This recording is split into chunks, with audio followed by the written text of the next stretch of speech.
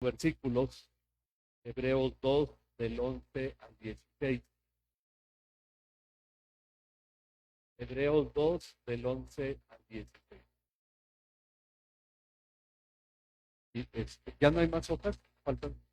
Sí, llévate una para sacarle copia y dile a tu mamá que saque una. ¿Cuántas faltan? ¿Cuatro? Bueno, porque llega alguien más, unas dos.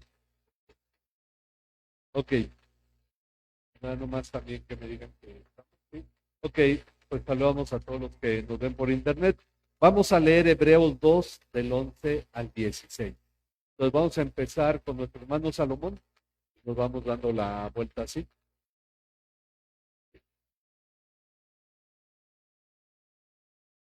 Son todos de un Padre, por lo cual tenemos la vergüenza de llamarlos hermanos.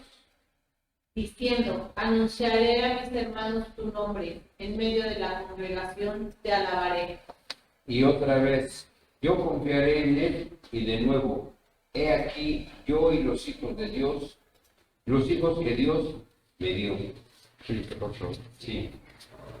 Así que, por cuanto los hijos participaron de la carne y sangre, él también participó de lo mismo, para destruir por medio de muerte, esto es, el diablo. Y librar a los que por temor a la muerte estaban sujetos a la esclavitud durante toda la vida. Porque ciertamente no ayuda a los ángeles, sino que ayuda a la descendencia de Abraham. Ok. Ya está ahí, ¿verdad? Bien, dice la lección, Dios nos va llevando por medio de esta carta al entendimiento de Jesús como el Redentor, parte que ya vimos, quien probó la muerte por todos nosotros, lo que también ya vimos, y fue perfeccionado a través del sufrimiento, a fin de llevarnos a la gloria. Esta es la parte hasta donde hemos estado viendo. De este modo, por su gracia, Dios nos ha colocado en la posición de hermanos de Jesús. Ese es el término que está tocando ahorita el autor. Este tema no es común escucharlo en la iglesia debido a dos cosas, porque en realidad no sé cuántos han oído que en algún mensaje, alguna predicación, se nos llame hermanos de Jesús. Realmente se llega al punto de Jesús, mi amigo, nuestro amigo Cristo, etcétera. Pero dice, la primera razón por la que no se enseña mucho esto es el temor a colocarnos en una posición atrevida, pues nuestro principal reconocimiento de Jesús es el de nuestro Señor. Y en esto muchos podrían decir, bueno, es que a lo mejor terminamos pecando al enseñar algo equivocado, al señalarnos como hermanos de Jesús. Y esto tiene que ver con el segundo motivo.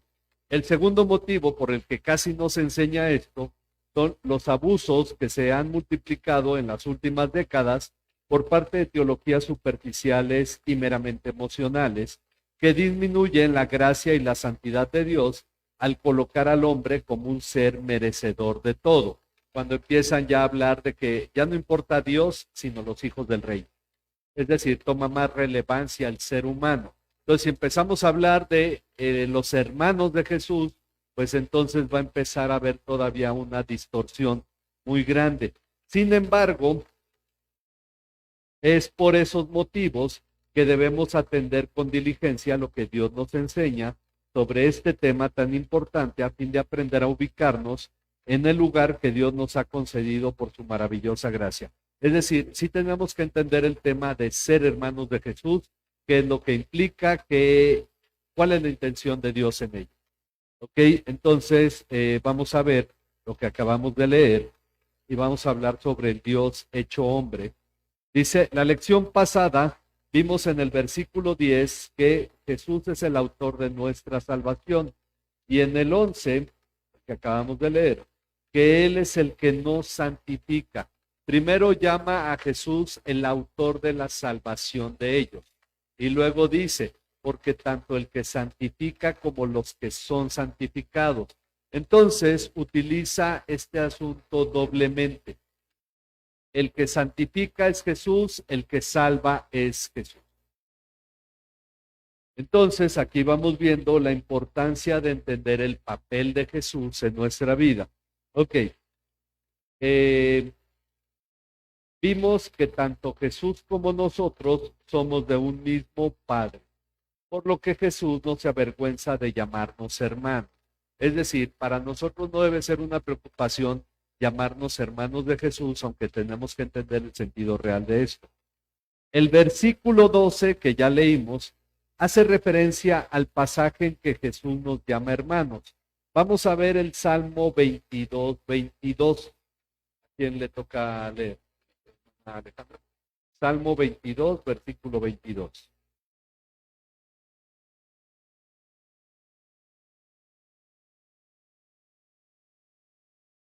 Hermanos, en medio de la congregación de la Ok, de hecho está igual que en Hebreos, ¿verdad? Anunciaré tu nombre a mis hermanos, en medio de la congregación te alabaré, aquí te cantaré himno. Bueno, entonces dice aquí, esta cita es el Salmo 22, que dice, hablaré tu nombre. Hablaré tu nombre a mis hermanos. En medio de la congregación. Ok. Hablaré tu nombre a mis hermanos, en medio de la congregación te alabaré. Ok, aquí en realidad uno podría decir, bueno, pero no es David el que está escribiendo y él es el que nos llama así. Hace referencia a que es Jesús el que se revela aquí. Luego viene el versículo 13 de Hebreos 2. Y este versículo cita dos versículos de Isaías 8, el 17 y el 18. Isaías 8, 17 y 18. Entonces vamos a leer a quien le toca Isaías 8, 17.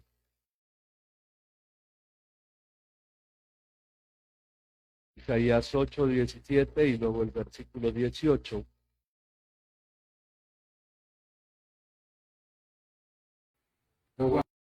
Señor que esconde tu rostro en la casa de Jacob, y a él te esperaré. Ok, ese es el 17. Luego sigue el 18. A 17, Isaías 8, 18. Yo y los hijos que el Señor me ha dado estamos por señales y prodigios en Israel, de parte del Señor de los ejércitos que mora en el monte Sión. Ok, entonces vamos a llenar. El versículo 17 dice, aguardaré al Señor, que esconde su rostro de la casa de Jacob. Ok, este tema no lo cita el autor de Hebreos, pero termina diciendo, sí, a él esperaré. Ok, de hecho, lo consulté en la Septuaginta termina diciendo, y confiado estaré en él, que es lo que cita el autor de Hebreos. Acuérdense que él saca las citas de la versión Septuaginta. Ok, y a él esperaré. Luego dice el versículo 18, yo y los hijos que el Señor me ha dado, que es lo que está citando el autor de Hebreos. Estamos por señales y prodigios. Son ahí los dos términos. Yo y los hijos que el Señor me ha dado, estamos por señales y prodigios en Israel, de parte del Señor de los ejércitos que mora en el monte Sión. ¿Okay? Yo y los hijos que el Señor me ha dado. Ok, y como mencionamos, la Septuaginta termina el versículo 17 diciendo, y confiado estaré en él, como dice aquí la cita en Hebreos 2. Ok, ahora vamos a Romanos 8, versículos 16 y 17, el 16 Luis y el 17 Andrea. Romanos 8, 16. Que somos hijos de Dios.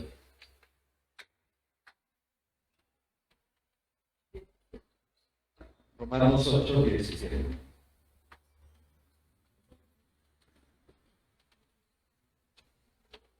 Somos hijos, somos también herederos de Dios o herederos con Cristo.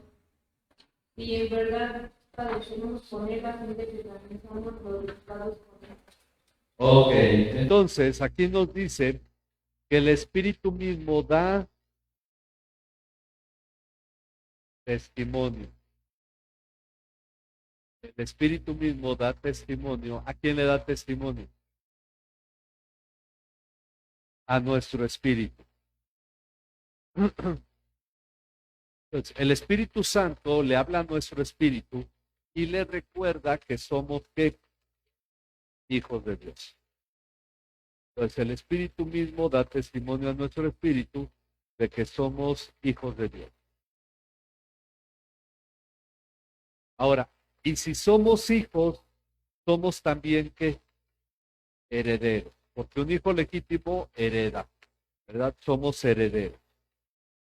Ok, y nos aclara, herederos de Dios y coherederos con Cristo.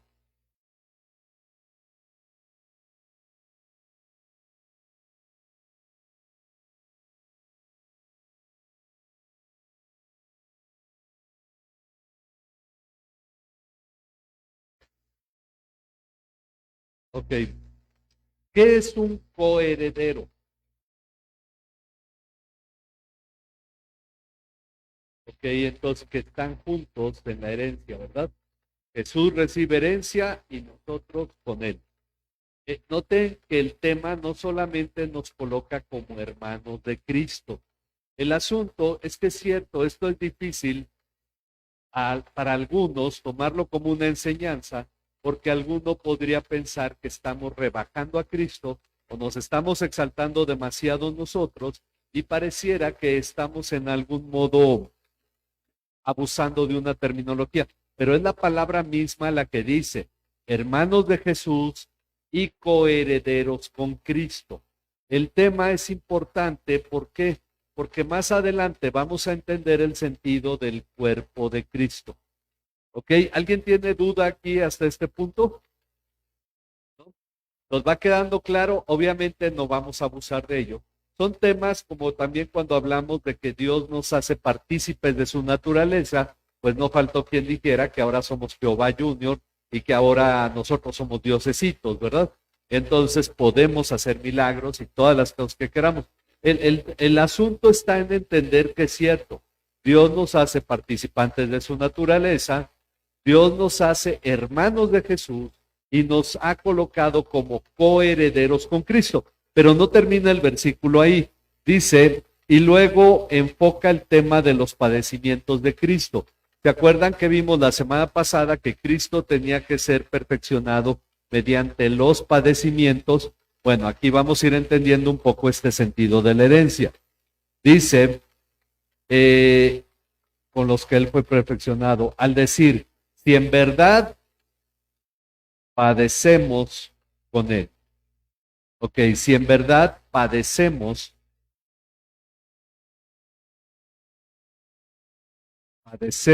con él, a fin de que también seamos glorificados con él. Ahí está la herencia. Ahora, esta es una parte importante que tenemos que entender de nuestra santificación. Vamos a ser perfeccionados por medio del padecimiento. Jesús tenía que haber experimentado eso para que nosotros también, al padecer en esta perfección o ser perfeccionados mediante el padecimiento, también heredemos la gloria de Jesús. Miren, dice, de este modo vamos entendiendo la importancia del concepto hijos de Dios unidos a hermanos de Jesús y su relación con nuestra santificación a través de las luchas. Esto tiene que ver con la obra redentora de Cristo y el objetivo que habría de alcanzar por medio de ella. Por eso ahora nos habla de la encarnación de Cristo. Ok, el punto es que si ustedes se fijan, nos va identificando con Cristo. Somos de un mismo Padre, somos hermanos de Jesús, somos coherederos con Jesús, es decir, somos herederos de Dios y padecemos con Él. Noten todo lo que en unos cuantos versículos el autor nos está relacionando o identificando con Jesús. Ok, ahora lo va a identificar a Él con nosotros en su encarnación. Encarnar significa haber tomado la naturaleza humana. Ok, dice, nosotros, los que Jesús habría de salvar, participamos de qué? No, pero dice ahí, estoy en Hebreos 2, el 14. Así que por cuanto los hijos participan de qué? De carne y sangre.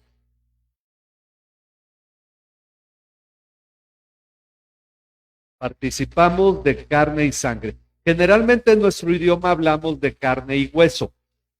La Biblia utiliza los términos carne y sangre. ¿Ok? ¿Para hablar de qué? Del cuerpo humano. ¿Ok? Entonces, participamos de carne y sangre. Esto hace referencia a nuestra naturaleza humana. ¿Ok? Nosotros participamos de una naturaleza humana. Podemos entender el versículo 14 de esta manera. Así que por cuanto los hijos participan de la naturaleza humana, esa sería una forma de interpretar, sería la forma de interpretar esta frase. También Jesús participó de lo mismo. Entonces por eso dice, y por lo tanto Jesús también participó de ella. ¿Por qué tuvo que hacerse hombre Jesús? Porque Él iba a salvar a seres humanos y Él tuvo que tomar la naturaleza humana. ¿Ok? ¿Queda clara esa parte? Entonces tenemos una serie de aspectos en los que estamos siendo identificados con Cristo, incluso en nuestra naturaleza humana. Ok, seguimos, dice, es necesario que cada cristiano entienda la importancia de la encarnación de Cristo. Ese gran acto que siendo Dios haya tomado la naturaleza humana. Miren, vamos a leer Filipenses 2 del 5 al 7. Lo seguimos con nuestra hermana Elvira y vamos hasta nuestra hermana Rosario. Filipenses 2 del 5 al 7, un versículo cada quien.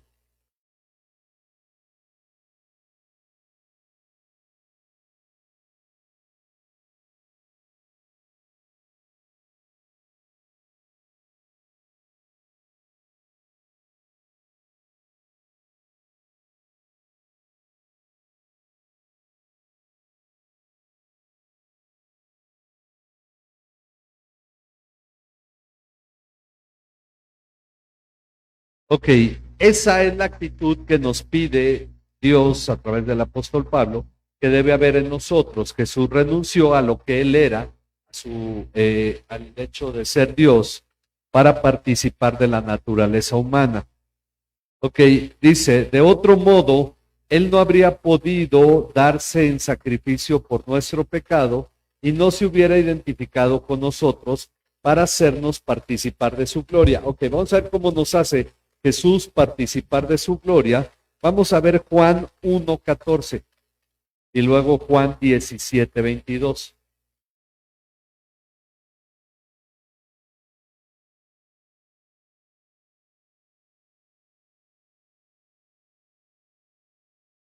Gloria, gloria como del Espíritu del Padre, lleno de gracia y de verdad. Ok, el Verbo que habitó entre nosotros manifestó su gloria, gloria del unigénito del Padre. Luego, el 17:22.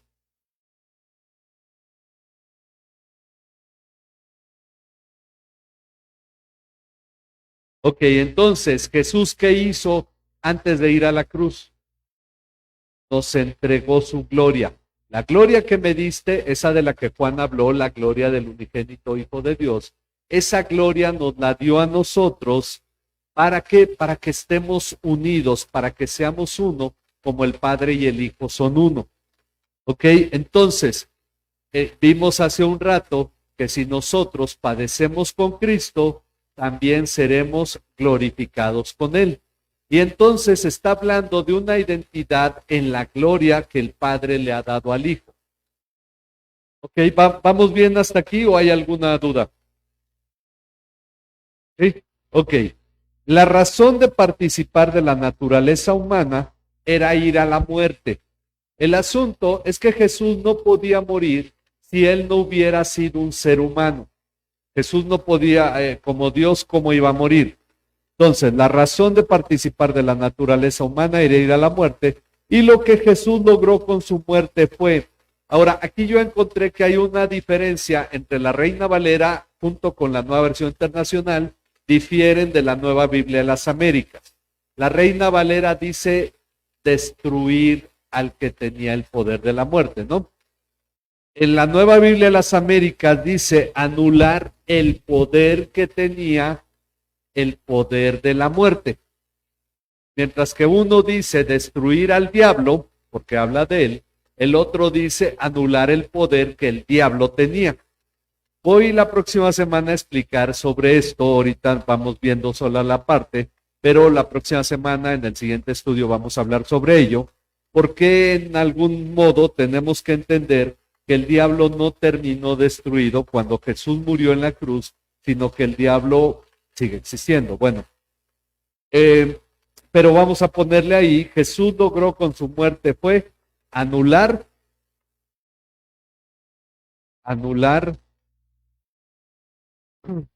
mediante su muerte el poder que tenía, el poder del que tenía el poder de la muerte.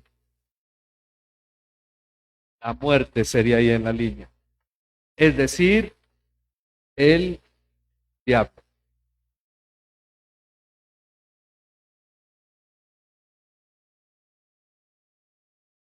Sin embargo, vamos nosotros a estudiar un poco sobre ello.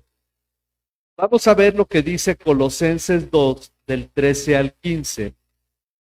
Colosenses 2, del 13 al 15. ¿Dónde nos quedamos en la lectura? Con Zoe, ¿verdad?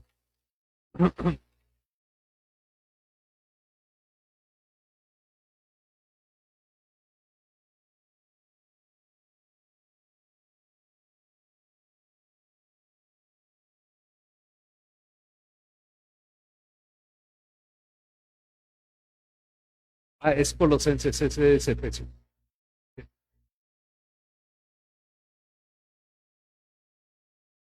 Lo ha quitado del medio, clavando en la cruz, despojando a los principados y a las potestades, los exhibió públicamente, triunfando sobre ellos en la cruz. Ok. Aquí nos dice que Jesús nos dio vida. Ahí estaba la línea, ¿verdad? Bueno, ok, nos dio vida al perdonarnos todos los delitos, dice en la Nueva Biblia de las Américas, pecados, dice en la Reina Valera. Ok. Pero entendemos ambos pasajes.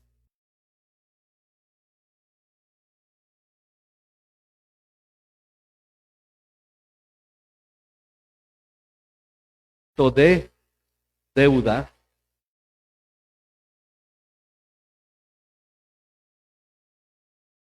El documento de deuda, que consistía en ¿qué? Decretos contra nosotros. El documento de deuda que consistía en decretos contra nosotros.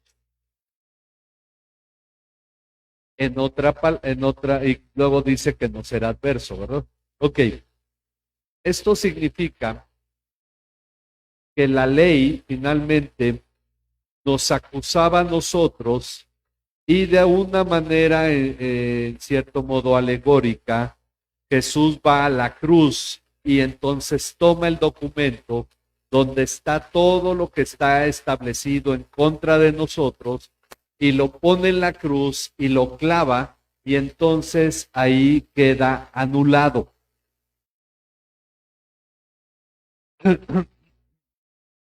Entonces, clava en la cruz y anula ahí el documento de deuda. ¿Por qué decimos alegórico? Porque nunca hubo tal acto físicamente donde Jesús tomara un documento donde estaba señalado todas las acusaciones contra nosotros, pero entendemos que eso es lo que significa su muerte. ¿Ok? ¿Queda claro? Entonces, ahí Jesús lo que hace es darnos perdón, darnos vida. Además, con su muerte, despojó a quienes, a los poderes, ¿ok? Despojó a los poderes y autoridades. Obviamente no hace referencia, ¿sí? Eso es lo que nos lleva a entender que no se refiere al César, no se refiere a Pilato, no se refiere a los, al centurión romano. Cuando habla de los poderes y autoridades, en la Reina Valera dice a los principados y potestades. Finalmente un principado pues es la autoridad que tiene un príncipe, ¿verdad? Y potestad significa autoridad. Entonces, ¿a quiénes se está refiriendo? Al diablo y a los demonios, ¿ok? Entonces, poderes y autoridades o principados y potestades, como gusten ponerle. Porque además dice, haciendo de ellos un espectáculo público.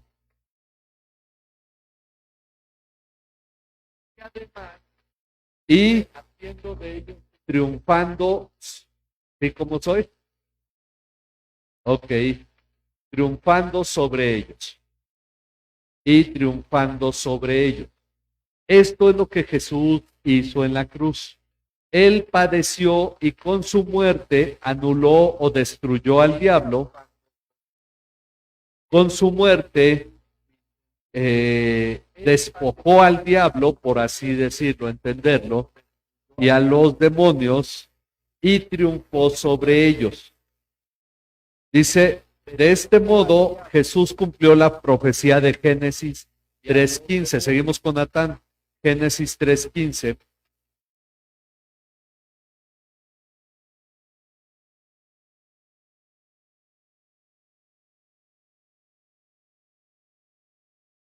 Ok, entonces dice aquí que Jesús cumplió la profecía de Génesis 3:15, donde entendemos que mientras el diablo procuró su muerte en la cruz, es decir, morder el talón, Jesús le hirió en la cabeza.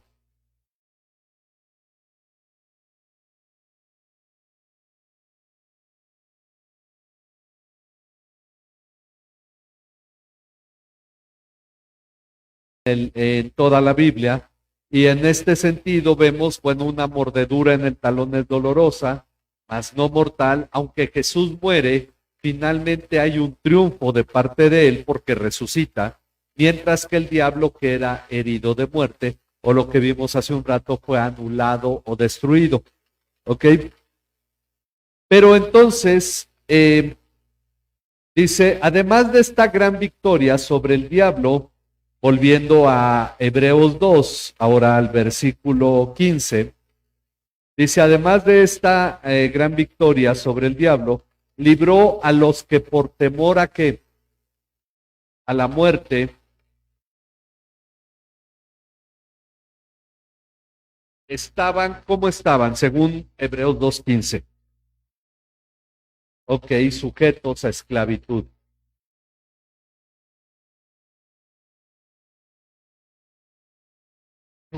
Por temor a la muerte, estaban sujetos a esclavitud durante toda la vida.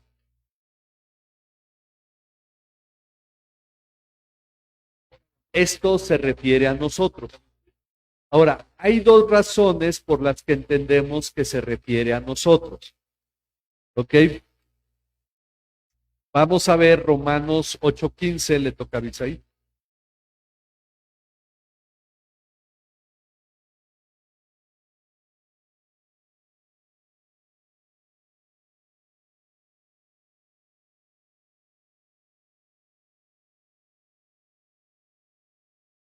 Ok, Entonces dice, Romanos 8:15 nos dice que no hemos recibido un espíritu de esclavitud, ¿ok?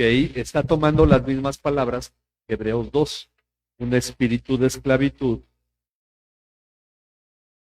para volver otra vez al temor.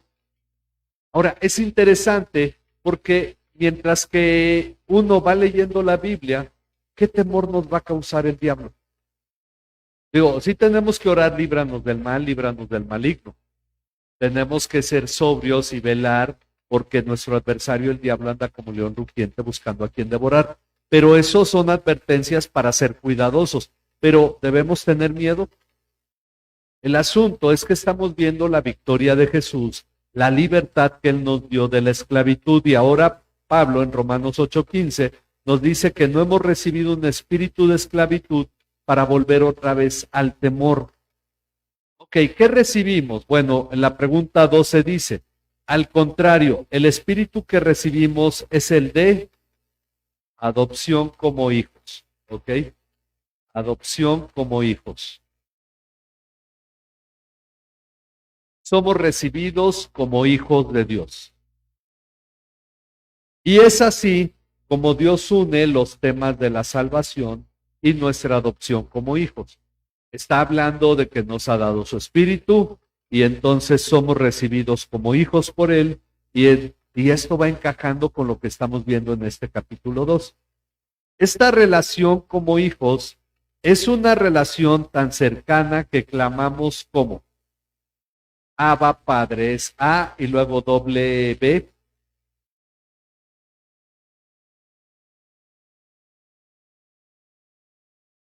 Bueno, que ya muchos cristianos tienen claro, ¿verdad?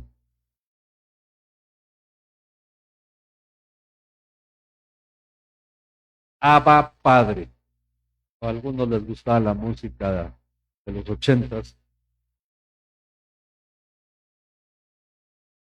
Abba Padre, que significa papito, expresión que usaban los hijos para hablar con cariño y confianza a su padre. Todavía alguno escuchará a algún cristiano hablarle de usted a Dios, ¿verdad? Pero ¿qué nos está diciendo? Que por el Espíritu clamamos papá, papito. Es decir, tenemos esa cercanía con Dios. Ahora, noten cómo estamos, en cierto modo, en un punto, el autor de Hebreos ya nos colocó como hermanos de Jesús.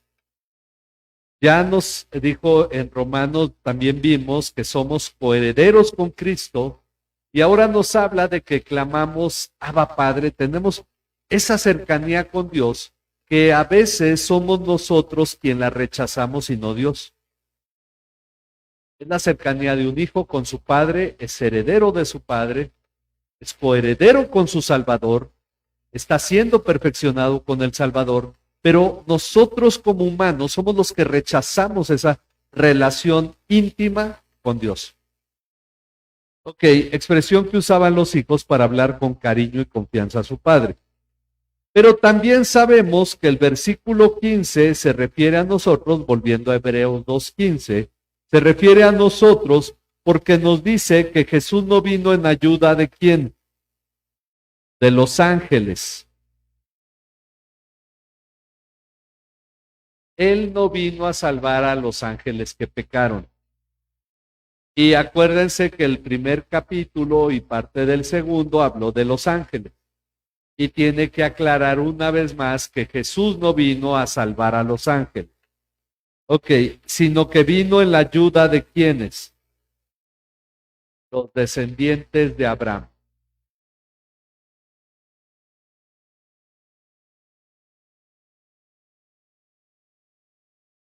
Ok. Aquí pues sería un buen tema para discutir. Tenemos de hecho dos temas. Dice, esto nos señala dos temas importantes. El primero es que los ángeles que pecaron no van a obtener redención. Hay gente que se ha preguntado, si Dios es un Dios amoroso, ¿por qué no perdona al diablo? Ok, porque no hay quien pague por su pecado. Entonces dice se me fue ahorita. Ok. No van a obtener redención, pues no hay quien pague por sus pecados. Judas 6, porque no hay capítulo, ¿a quién le toca? Luis, ¿verdad?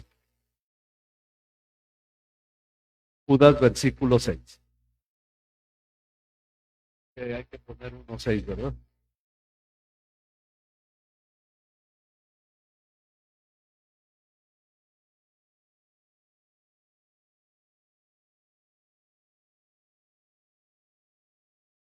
Ok, entonces Judas 6 nos dice que Dios los ha guardado en prisiones.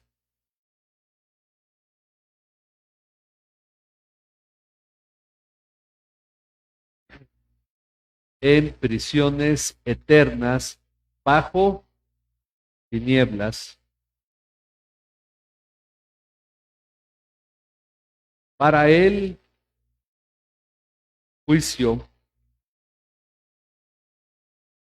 del gran día. Entendemos el día que Jesucristo vuelva.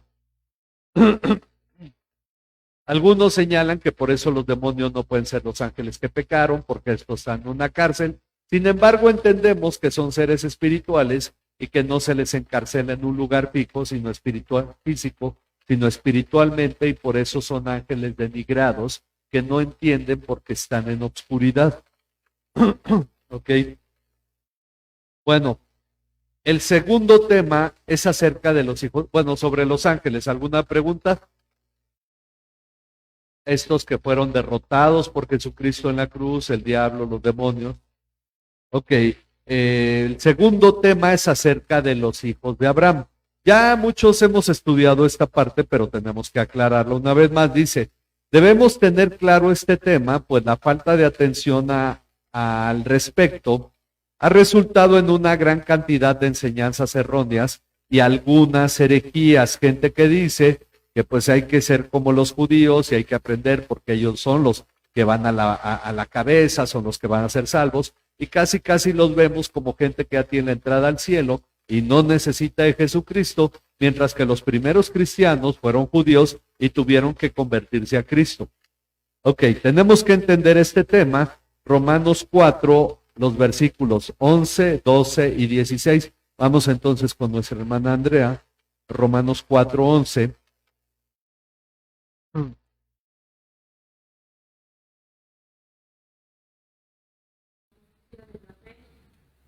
Ya mientras aún era para que fuera padre del cielo de nuestros ser circuncidados a fin de que la justicia permite el Espíritu para nosotros. Ok, sigue el 12. También Abraham es padre de la circuncisión para aquellos que no solamente son de la circuncisión, sino que también siguen en los pasos de la fe que tenía nuestro padre Abraham, era incircunciso. Ok, y el 16. Por eso es por fe, para que esté de acuerdo con la gracia, a fin de que la promesa sea firme para toda la posteridad, no solo a los que son de la fe, sino también a los que son de la fe de Abraham, que es parte de todo. Ok, entonces, aquí vamos a reunir los tres pasajes.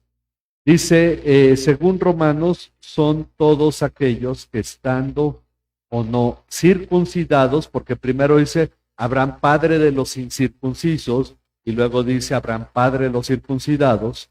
¿Qué es lo que hacen? Creen. Creen.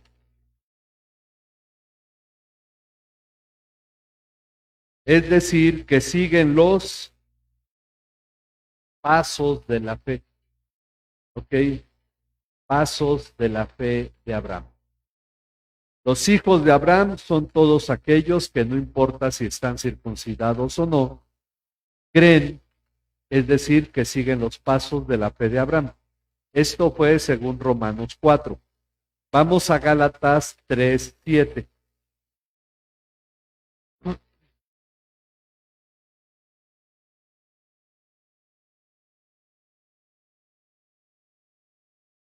Ok, entonces, los que son de fe, estos son hijos de Abraham. Y concluimos ahí mismo en Gálatas 3, ahora el versículo 29. Gálatas 3, 29.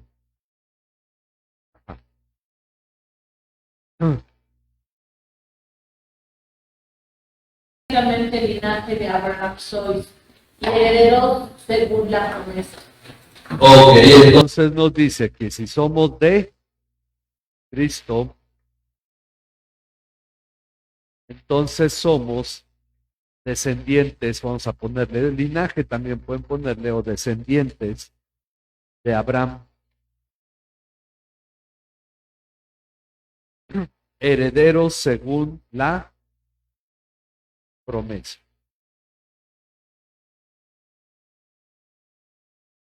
Ok. Entonces, ¿quiénes son los hijos de Abraham? Los que somos salvos, ¿verdad? Para no andar luego pensando en las ideas mesiánicas de que los judíos son los hijos de Abraham. Los judíos necesitan conocer a Cristo. Ok, dice, de este modo hemos visto la obra de salvación de Cristo llevándose a cabo al participar de la naturaleza humana, siendo hechos hijos de Dios, herederos de Dios y coherederos con Cristo, y Él el mayor entre muchos hermanos. Ok, entonces vamos avanzando en cuanto a nuestra identidad con Cristo. Primero vimos o estamos viendo ahorita cómo Cristo se identifica con nosotros. Luego va a pasar al tema de cómo nosotros nos identificamos con Cristo. ¿Ok? ¿Alguna pregunta? ¿No? ¿Queda claro todo? Bueno, entonces ya podemos hacer un examen. Tampoco, ¿verdad? Para tanto. No vamos a hacer examen, pero nada más es como para saber si. Bien. Ok, como hoy empezamos bien tarde, creo que hasta avanzamos bien, ¿verdad?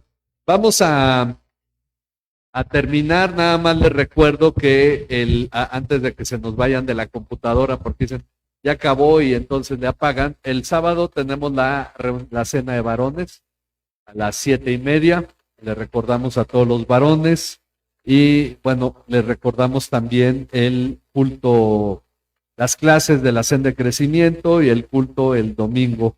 Les animamos a cada uno a estar orando por cada uno de nosotros, por toda la iglesia. Y bueno, pues vamos a orar para despedir la transmisión. Dios y Padre, te damos muchas gracias, Señor, por la vida de cada uno de los que estamos aquí presentes hoy, tanto por medio de internet como físicamente, Señor. Gracias por permitirnos compartir este estudio, Señor, y poder ser edificación unos para con otros, Señor. Te rogamos porque lo que hoy hemos estudiado, Padre, lo entendamos completamente, Señor, de modo que podamos tener clara esta comunión que tenemos contigo, Señor, y la manera en que tú nos has colocado por tu gracia, Señor, en esta posición como hijos tuyos y coherederos con Cristo, a fin de que en verdad vivamos de la manera digna de este llamamiento. A ti sea la honra y la gloria. Gracias por este tiempo. Bendice a cada uno en el nombre de tu Hijo Jesucristo, nuestro Señor y Salvador. Amén. Amén. Nos despedimos de quienes nos ven por internet. Que el Señor les bendiga a cada uno.